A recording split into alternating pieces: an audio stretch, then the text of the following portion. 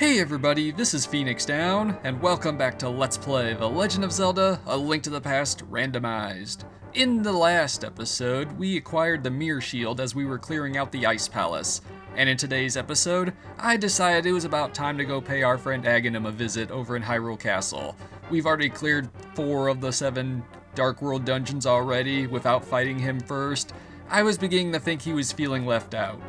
So let's go and pay him a visit. We technically don't have to actually do this. In fact, it's probably better off not to, because when you defeat Agahnim, it changes a few things in the light world. Basically, it increases the number of enemies you encounter and like their difficulty. You know, it makes other subtle changes too. You know, like you run into that one tree in Kakariko Village and a swarm of bees come out instead of like a rupee or something. But anyway, this is the path to Agahnim's tower, and as you can see, there's this evil energy barrier that will zap you if you try to walk up into it. Yeah, you don't want to do that. But you can use the Master Sword or any tier of it to strike the barrier and it will disappear like any other enemy. But you can also use the magic cape to turn invisible and pass right through it. So we could have gone and faced Agahnim a while ago, actually. But anyway, again, there's really not much to gain. Oh wow, we can one-shot the mace-wielding soldiers with the golden sword. I didn't even realize that. Nice. Well, we're gonna make short work of these enemies at any rate. So alright, we got a key. Yeah, there are no random treasures in this tower because all the chests have keys, and you actually need those keys to make progress. So it's, you know, it just can't be helped. But I figured this is, we'd have to, you know, I mean, I don't know if we actually would have to do this after all, but I just decided it would be for the best to just get this out of the way anyway. So let's light up the room just to get a better view of everything. So we have these, I think they're called like chupasus or something like that, the eyeball bat things. Just make it just a little bit brighter. I'm going the wrong direction. Alright, if we swing our sword beams around, they're about as powerful as the fighter sword, the default weapon of the game. Oop, and the lanterns went out. Oh well, we're alright. The door's over down this way. I already got the key, so I'm in good shape here. So we'll just throw some beams at these guys, take them out, and advance to the next floor. Yeah, the Hyrule Tower is very straightforward, very simple. Nothing to worry about here. And I think there was like an archer soldier in that room too, but again, not that big a deal. Let's light this up a little bit, make things easier for us. Oh, no. Okay, that was close. I almost just walked over the edge. In a game like this, your worst enemy is yourself, apparently, if you play like I do sometimes. But alright. We got our key and we're advancing to the next floor. I think there's like 6 or 7 floors to this area. Oh wow, even the red soldiers go down in a single hit. And apparently you don't even have to kill the bat thing, so that works. But yeah, these red spear soldiers would be roaming around the light world after we defeat Agahnim as well. They'll be roaming around like Kakariko Village and places like that. One of these pots has a key, probably. Oh, what the? Oh, actually, it was the soldier. I thought I hit that guy. It must not have been enough to kill him. Oop. Yeah, that guy's a really very stabby soldier right there. I think he's actually holding the sword in a stabbing position, which, I mean, I'm not an expert at weapon handling or anything like that, but it doesn't feel like the most effective way to engage an opponent. Whoops. Could have sworn I hit left. But, or, whoop. Okay, well. What the? Okay, that's weird. Okay, that. Alright, there we go. I must. Okay, yeah, my USB controller's doing something weird there. That should have killed the guy, but he went over the edge. Oh well, I'll make do with that. And here we go with Agahnim. We can actually walk around the side there. It's a speed running tactic that they use in like the Japanese version. You can, if you don't step forward too much, you can just walk along the perimeter of the room to save yourself a few seconds or half a second, whatever. Alright, open up the curtain here. And it's time for a boss battle against Agahnim. Now, for the ROM hack, they actually edited his battle script because they had speedrunning in mind for the randomizer, and I timed that poorly, unfortunately. But Agahnim normally has 3 attacks. He has the fireball attack you're seeing there, which you use your sword or the bug catching net to deflect. I could just want to hit that button. And he has this attack here where he goes to this top center of the room and shoots lightning down at the bottom half of the screen. There's a third move he does that shoots a ring of these blue orbs that will scatter when they hit something. But they actually edited that out of his battle script for the randomizer run. Again, because it's RNG, it's kind of frustrating for speedrunners to have that constantly screwing things up for them. And we defeated Agahnim, alright. And as such, we warp to the Dark World. So we haven't seen this part of the Dark World yet. This is actually part of the reason why I decided to go fight Agahnim now, was to just warp here a bit easier. So yeah, they changed up Agahnim's battle script a little bit. I'm not sure if they made any changes to other enemies, but we got some bombs here. This would normally be a heart container piece. So, alright, well, oh well. So it goes. There's nothing else to worry about here. So, first things first, now that we're on this part of the Dark World, we haven't explored this area yet. Again, this is part of the reason why I decided to go and fight Agahnim, just to have kind of a more legitimate reason to come to this part. I could have used one of the warps elsewhere, but I figured I'd end up fighting Agahnim eventually anyway. Yeah, and we got most of the world map treasures in the Dark World already as well. I forget what's in this house. It's probably a shop, but I don't quite remember. Yeah, it's just a regular shop. I don't really care about that. So we'll take care of this weird looking tentacle monster thingy and move on. There's one treasure up here that I know for sure is up here, and it's one of the 3 medallions. I misspoke earlier when I was saying that we needed oh, whoops. Forgot that was a one of those kind of skull rocks. But I mentioned that you need the Book of Medora to get all 3 of the medallions. You can actually get the Quake medallion normally without the Book of Medora. You just come up here, you pick up an object, and you throw it in this circle of rocks, and it'll aggravate this giant fish that lives in there, and he's going to throw something at us to tell us to go away, and it's more bombs. And interestingly enough, if you do it again, I believe he throws out a lit bomb at you and tries to attack you. But okay, well, we got that out of the way. Yeah, I was too busy stamping my feet getting ready to charge for a dash, so I couldn't get out of the way of that fireball.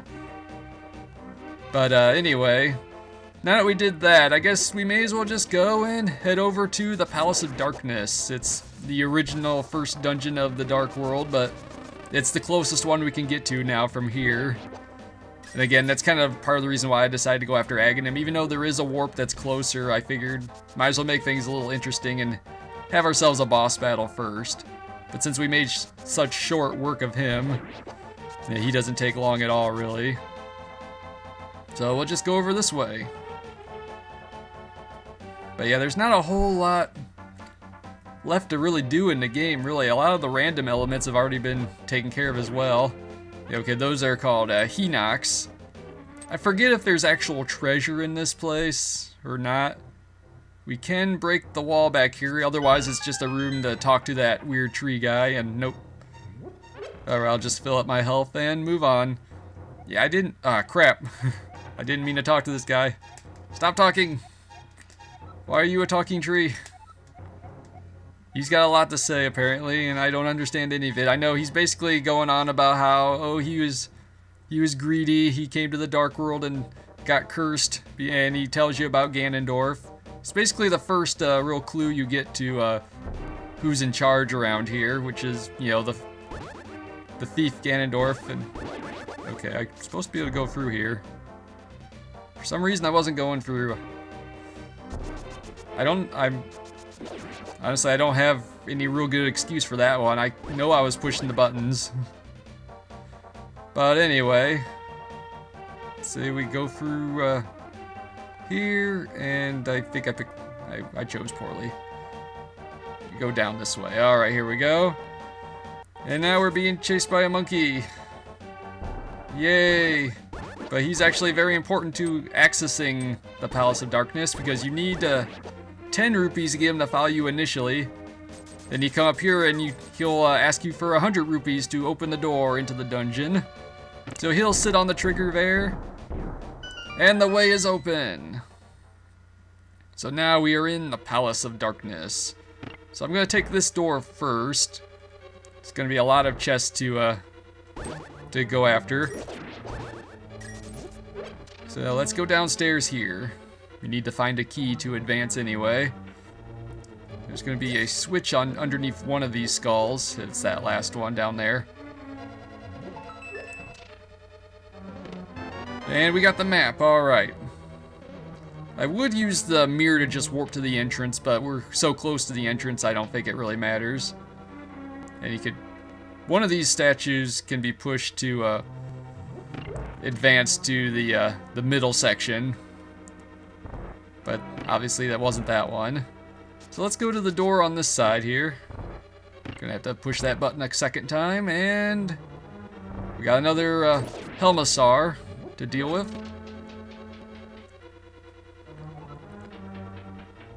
And from here we will take the warp into an entirely different section.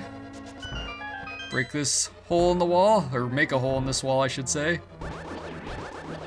And we'll advance into this chamber over this way. Now I'm going to need to pull out my bow and arrow for this room because we have Gorias. And I swear I pushed up. That should not have happened. Yeah, it takes 2 arrows to defeat the red ones and 1 to defeat the green ones. Yeah, my controller is acting really weird today. So let's take out the Baris. Using the sword beams, that'll save us a little bit of trouble. And in this chest, we get a little key, alright. But with some well-placed bombs, we can find some other treasure as well. I believe this will open up a path to a chest off to the side here. With another little key, okay, well that'll come in handy. And in this side, we have some fairies. Unfortunately, I don't have the bug catching net, so I can't put them in a bottle. And I do have a hammer, actually, so I guess I can just cut out a little bit of backtracking and go this way. And whoop, let's go back this way, hit this switch first. Not 100% sure if this was a good idea or not, but it's too late now. Alright, there we go. Okay, let's take those guys out. Push this block out of the way, and we'll go back this way. I'm gonna pull out a bomb to put a hole in this floor here, because I want to drop down into this pit. Whoops. Got a little zealous there. We come up here, we have our key to open this door. And this will take us to this treasure chest with another little key, okay. I might as well just jump down here, it'll take me where I need to go anyway. Pick that up. And we got another little key, okay. So let's just hurry up and warp out of there. A little bit of backtracking, but it's all worthwhile. So we're back to the start of the dungeon. Doing things a little bit out of sequence. Actually, I'm going to pick up those bombs. Not that I really needed them, but when an enemy drops 8 bombs, you pick up those 8 bombs. Alright, I gotta pull out my hammer. Yeah, you normally don't have the hammer right off the bat. Okay, there we go. I'm gonna push this block out of the way. I'm not gonna jump in the pit though. My business down there is concluded. But I will get this chest over here with the compass. Alright, we got the map and the compass out of the way. Okay. Okay, I might have to recalibrate my controller between episodes after this, because I know I'm pushing the right directions. Alright, let's see, where to go from here. Oh, that'll just loop me around, so I guess I want to go... I want to pull out my bomb. Nope. That's not how it works. Whoops. Nuts. Well, actually, that works out. Okay, that works out. Not quite what I intended, but it accomplished the end goal all the same. So I'll use one of my little keys to open this door. Then it's time to dash forward. Well, oh, there's a second one. Forgot about this guy. Okay, get out of my way. Take that. That could have ended badly. So let's see. Not sure if there are any lanterns or not. Ooh, crap. These Dodongo enemies. Take that. Not sure if there are any lanterns in this room or not, actually. But we do have a chest over here with bombs! Which means I can't open up the big chest yet. That this path will eventually lead to. Okay, but we have another chest here. Maybe this will be the big key. No, it's 20 rupees, of course.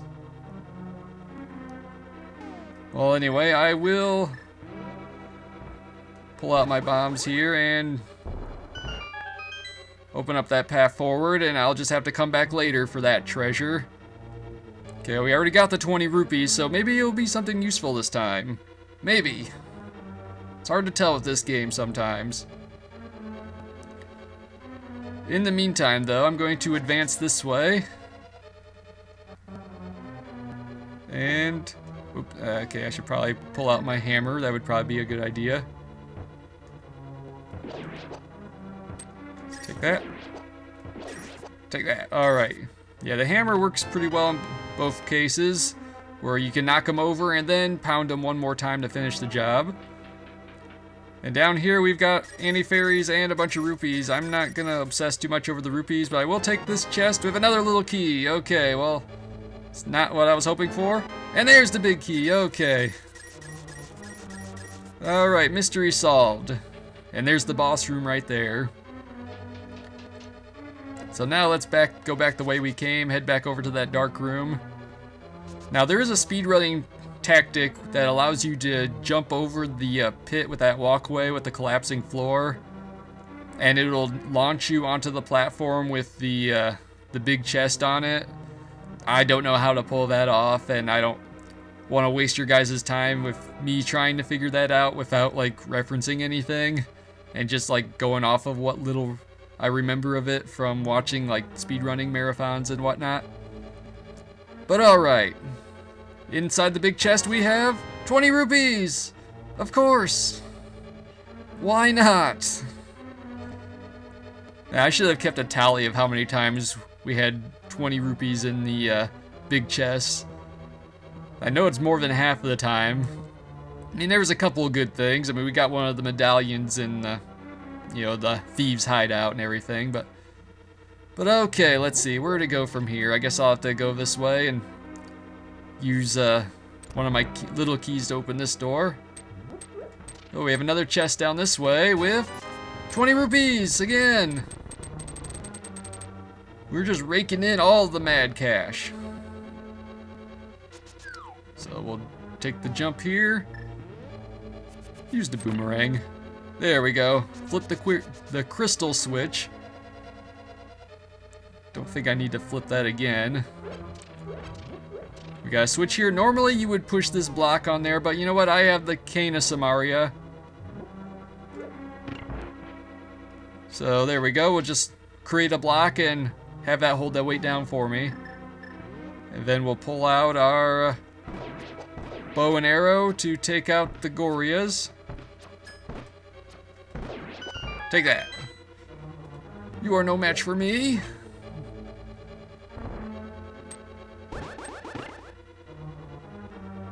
And we have a spike trap to avoid. And then we shoot an arrow into the eye of Goma, or whatever that statue is supposed to be. Either way, it's what works, so we just wait for that wall to slowly open up for us. Very, very gradually revealing the path forward. I swear each time they do this secret, it takes so much longer for it to reach the end. And now we need the hammer once again. If you didn't have the hammer already, it's the normal dungeon item of this area. This is where you would realize, oh, I kind of need that. Actually, I can just use my sword beams here. Use my last key to open this door. Take out another one of these turtle enemies. I'm not even 100% sure what to call them.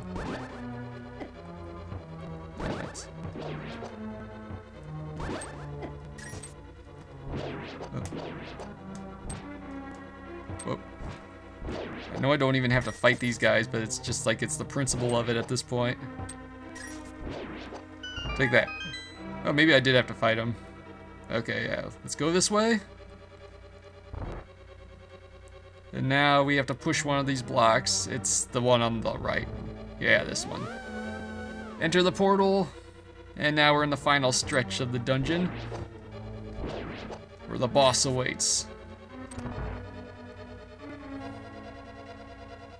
The mighty Helmasaur King. Now you can either use the hammer or the bombs to break the shield over his face. But as you can hear like the enemy damage sound as I keep hitting him. He will also spit out fireballs periodically, as he's about to now, and those will scatter off into various shots. Alright, and now that his face has been revealed, 2 strikes with the golden sword will finish the job. Alright. The Helmasaur King has been vanquished, and for our trouble we get a heart container piece! And the last crystal. Well, technically the last. It was crystal number 7 on the map. But alright, mission accomplished. And next time on Let's Play The Legend of Zelda: A Link to the Past Randomized, we're gonna head over to Misery Mire and tackle another one of the Dark World dungeons. So this has been Phoenix Down, and I will see you guys next time.